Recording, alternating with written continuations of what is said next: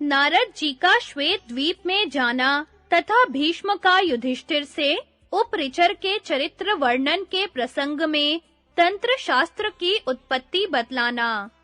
भीष्म जी कहते हैं, पुरुषोत्तम नारायण ने जब नारद जी से इस प्रकार कहा तो वे उनसे बोले, भगवन, अब आप अपने अवतार धारण के उद्देश्य की पूर्ति कीजिए। अब मैं आपके आदि विग्रह का दर्शन करने जाता हूँ। लोकनाथ, मैंने वेदों का स्वाध्याय और तप किया है, कभी असत्य भाषण नहीं किया है। मैं सदा गुरुजनों का आदर करता हूँ, किसी की गुप्त बात दूसरों पर प्रकट नहीं करता।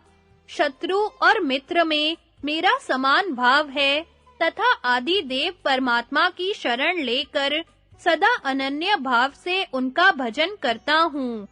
इन सब कारणों से मेरा अंतःकरण शुद्ध हो गया है। ऐसी दशा में मैं उन अनंत परमेश्वर के दर्शन से कैसे वंचित रह सकता हूँ।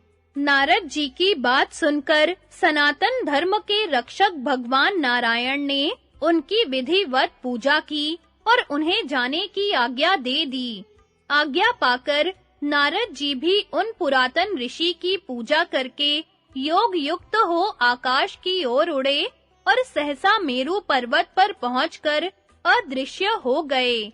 मेरु के शिखर पर एकांत स्थान में क्षण भर विश्राम करने के पश्चात जब उन्होंने उत्तर पश्चिम की ओर दृष्टि डाली तो उन्हें एक अद्भुत दृश्य दिखाई दिया। क्षीर सागर के उत्तर भाग में जो श्वेत नाम से प्रसिद्ध विशाल द्वीप है, वह उनके सामने प्रकट हो गया। उस द्वीप में सब प्रकार के पापों से रहित श्वेत वर्ण वाले पुरुष निवास करते हैं। वे प्राकृतिक इंद्रियों से शून्य होने के कारण शब्द आदि विषयों का उपभोग नहीं करते। उनके शरीर से किसी प्रकार की चेष्टा नहीं होती और सदा सुगंध निकलती रहती है। उनकी ओर देखने से पापी मनुष्यों की आंखें चौंधिया जाती हैं। उनके शरीर तथा हड्डियां वज्र के समान दृढ़ होती हैं। वे मान और अपमान को समान समझते हैं। उनका रूप दिव्य होता है। वे स्वभावतः योग शक्ति से संपन्न होते हैं। उनके मस्तक का आकार छत्र के समान और स्वर मेघ के समान गंभीर होता है।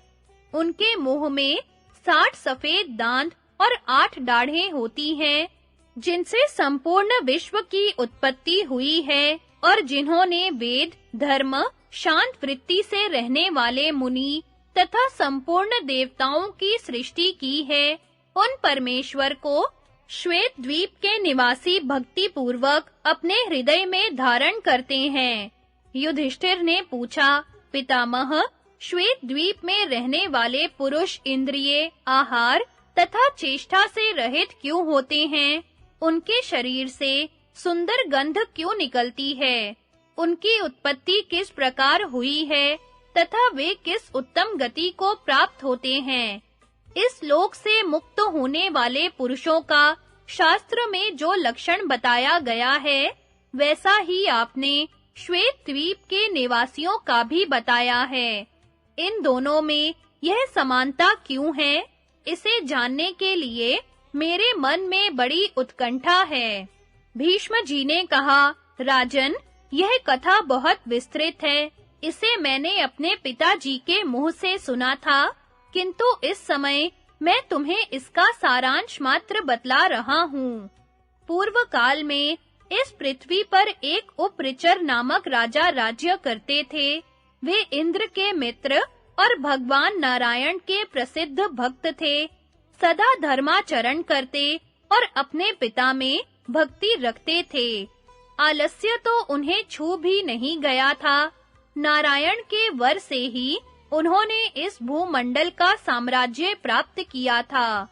सूर्य के द्वारा उपदिष्ट वैष्णव शास्त्रोक्त विधि से वे पहले भगवान नारायण का पूजन करते, फिर उनकी पूजा से बची हुई सामग्री के द्वारा पितरों और ब्राह्मणों की पूजा करते थे। अपने आश्रय में रहने वाले लोगों को अन्न बांटकर सबसे पीछे वे स्वयं भोजन करते थे। सदा सत्य बोलते और प्राणियों की हिंसा से दूर रहते थे। देव जनार्दन में वे संपूर्ण चित्त से भक्ति करते थे। इससे प्रसन्न होकर देवराज इंद्र उन्हें अपने साथ एक शैया और एक सिंहासन पर बिठाया करते थे। राजा उपरिचर अपने राज्य, धन, स्त्री और वाहन आदि सब उपकरणों को भगवान की कृपा से प्राप्त समझकर सब उन्हीं को समर्पण किए रहते थे तथा सदा सावधान रहकर सकाम और नैमित्तिक यज्ञों की संपूर्ण क्रियाएं वैष्णव शास्त्रोक्त विधि से संपन्न किया करते थे। उन महात्मा राजा के यहाँ 5 रात्र आगम के मुख्य विद्वान सदा मौजूद रहते थे। भगवान को अर्पण किया हुआ प्रसाद सबसे पहले उन्हें ही भोजन कराया जाता था। राजा ने धर्म पूर्वक ही राज्य का शासन किया, कभी असत्य का आश्रय नहीं लिया। उनके मन में कभी बुरा विचार नहीं उठा और अपने शरीर से उन्होंने कभी छोटे से छोटा पाप भी नहीं किया। मरीचि, अत्रि, अंगीरा, पुलस्त्य, पुलह, क्रतु और महातेजस्वी वशिष्ठ ये 7 प्रसिद्ध ऋषि चित्र शिखंडी कहलाते हैं। इन्होंने मेरुगिरी पर एक मत होकर एक उत्तम शास्त्र का निर्माण किया जो चारों वेदों के सिद्धांत के अनुकूल था। 7 ऋषियों के मुख से निकले हुए उस शास्त्र में उत्तम लोक धर्म की व्याख्या की गई है। उपर्युक्त ऋषि एकाग्र चित्त, जितेंद्रिय, संयम परायण, भूत, भविष्य और वर्तमान के ज्ञाता तथा सत्य धर्म में तत्पर रहने वाले हैं। उन्होंने मन ही मन यह सोचकर कि अमुक साधन से संसार का कल्याण होगा, ऐसा करने से परमात्मा की प्राप्ति होगी तथा अमुक उपाय से जगत का अत्यंत हित होगा, उक्त शास्त्र की रचना की। उसमें धर्म, अर्थ, काम और मोक्ष का वर्णन है तथा नाना प्रकार की मर्यादाओं और स्वर्ग एवं मर्त्य लोक की स्थिति का भी वर्णन किया गया है। उपर्युक्त ऋषियों ने 1000 दिव्य वर्ष तक तपस्या करके भगवान नारायण की आराधना की थी। उससे प्रसन्न होकर भगवान ने सरस्वती देवी को उनके पास भेजा। नारायण की आज्ञा से संपूर्ण लोकों का हित करने के लिए सरस्वती देवी ने उन ऋषियों के भीतर प्रवेश किया। तब उन तपस्वी ब्राह्मणों ने यथार्थ रूप से शब्द, अर्थ और हेतु युक्त वाणी का प्रयोग किया। उनकी यह प्रथम रचना ही ओमकार तथा स्वर से विभूषित तंत्र शास्त्र है। ऋषियों ने सबसे पहले करुणामय भगवान को ही वह शास्त्र सुनाया। उसे सुनकर भगवान बहुत प्रसन्न हुए और उनसे अदृश्य रहकर ही बोले, मुनिवरों, तुम लोगों ने 1,00,000 श्लोकों का यह उत्तम शास्त्र बनाया है। इससे संपूर्ण लोक धर्म का प्रचार होगा। प्रवृत्ति और निवृत्ति के विषय में यह ऋक्, साम, यजु और अथर्व वेद के समान प्रमाण माना जाएगा।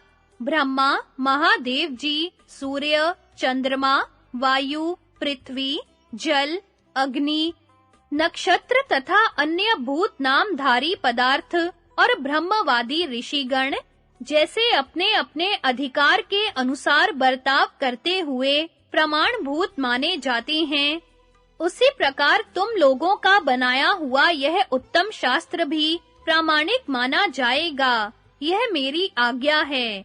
स्वयंभुव मनु इसी के अनुसार धर्म का उपदेश करेंगे। जब शुक्राचार्य और बृहस्पति का जन्म होगा, तो वे दोनों भी तुम्हारी बुद्धि से प्रकट हुए इस शास्त्र का प्रवचन करेंगे। स्वयंभुव मनु, शुक्राचार्य और बृहस्पति के शास्त्रों का जब लोक में अच्छी तरह प्रचार हो जाएगा, तो प्रजापालक वसु बृहस्पति जी से इस शास्त्र का अध्ययन करेगा। सत्पुरुषों द्वारा सम्मानित वह राजा मेरा बड़ा भक्त होगा और उसी शास्त्र के अनुसार संपूर्ण कार्यों का संपादन करेगा। तुम्हारा बनाया हुआ यह शास्त्र सब शास्त्रों से श्रेष्ठ माना जाएगा।